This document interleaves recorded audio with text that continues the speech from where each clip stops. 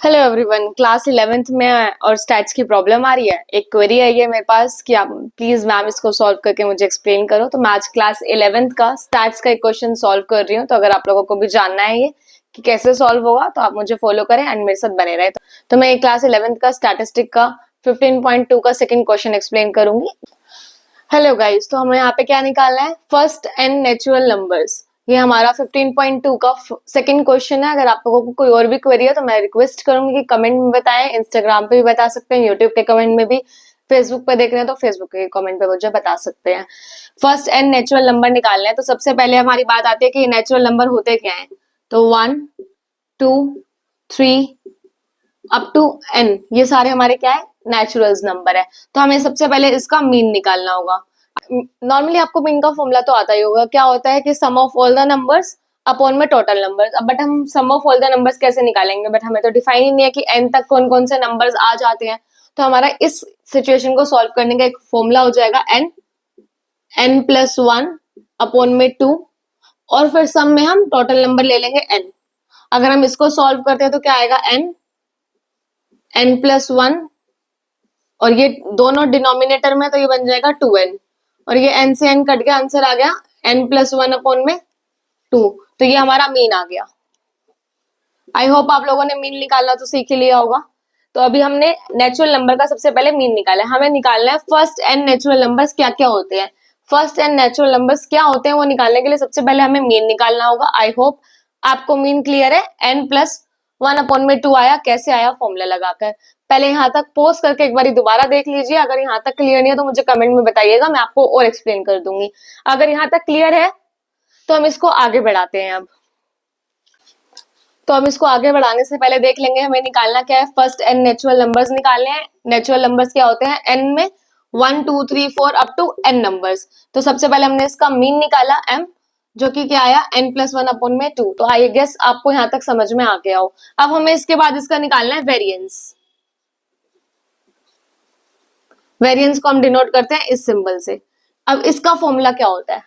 अब पहले ये देखो कि अब वेरिएंस का निकाला तो सम ऑफ क्या होंगे? Sum of square of first n numbers हो जाएंगे, इनका स्क्वायर। तो इनका स्क्वायर क्या हो जाएगा? इन नंबर्स का स्क्वायर में 1 का स्क्वायर, 2 का स्क्वायर, 3 का स्क्वायर, 4 का स्क्वायर, 5 का स्क्वायर अप टू n का स्क्वायर। तो हम अभी इसका भी सम निकालना है। इसके सम का फॉर्मूला होता है n मल्टीप्लाई में n प्लस 1 मल्टीप्लाई में 2n प्लस 1 अपॉन में 6। उसके बाद हमें वेरिएंस निकालना है। वेरिएंस का फॉर्मूला हो जाएगा, मतलब जो भी हमने फॉर्मूला निकाला है, सम ऑफ द स्क्वायर्स नंबर्स का अपॉन में n माइनस में मीन का स्क्वायर, जो कि हम आगे सॉल्व करते हैं। देखिए उसके बाद हमें फॉर्मूले में लगाना है। तो ये आपको लिखने की जरूरत नहीं है। अगर आप लिखना चाहे तो ये भी आप नोट कर सकते हैं, अगर आपको एक एक स्टेप चाहिए, क्योंकि आप मैथ्स में जितने स्टेप्स लिख के आएंगे उतने अच्छे नंबर मिलेंगे आप लोगों को। और ये मोस्ट इंपॉर्टेंट क्वेश्चन है गाइस, 11th में हो, पेपर में आएगा। फॉलो कर लो, सब्सक्राइब कर लो, क्वेश्चन को सॉल्व करके देख लो। नहीं सब्सक्राइब करना तो क्वेश्चन को सॉल्व करके देख लो, पेपर में आएगा। आ जाए तो सब्सक्राइब कर लेना।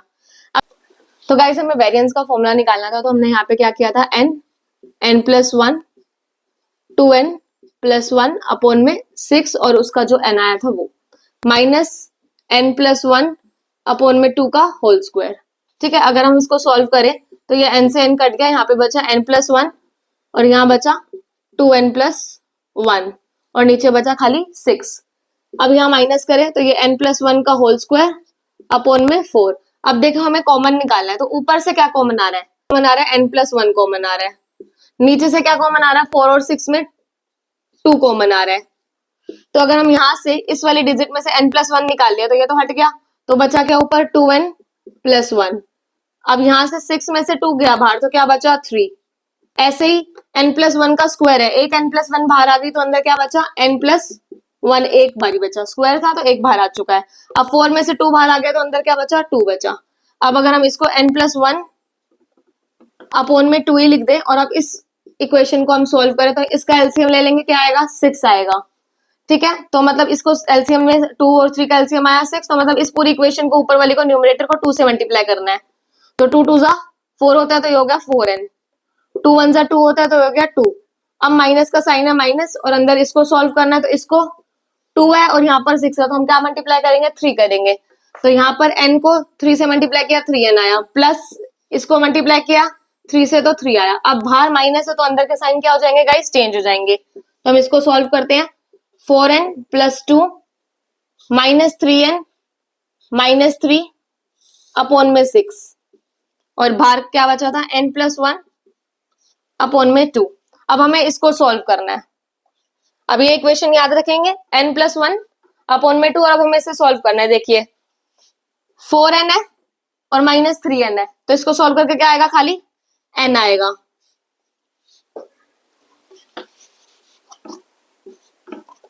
तो पहले हम बाहर की इक्वेशन तो सेम लिख देंगे। अब इसको सॉल्व करके क्या आएगा, इन दोनों को n आएगा और इन दोनों को सॉल्व करके 3 माइनस 2 1 आएगा। प्लस का साइन आएगा कि माइनस का जो बड़ा साइन होता है वो आता है, तो क्या आएगा माइनस का अपॉन में 6।